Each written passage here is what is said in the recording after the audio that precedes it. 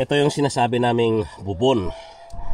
Dito sa ilog, hindi mo na kailangang magdala ng tubig dahil pwede kang gagawa ng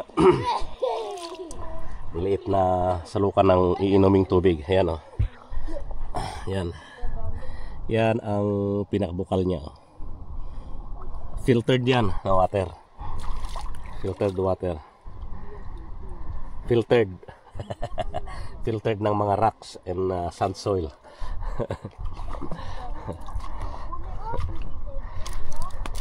Yung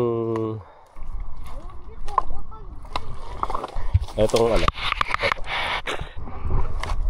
itong nakikita nyo ano na yan, mga kahoy-kahoy.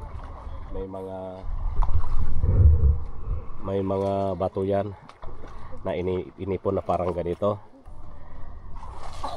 Babahayan ng isda after a month. Bibingwitin nila yung mga laman na isda niyan. Yan ang isang way nila na magpabahay ng isda rito.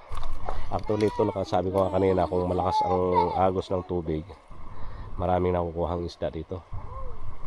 Yung mga nakikita sa harap. Daddy, Facebook naglamsupa nila na ako. Yunat mo.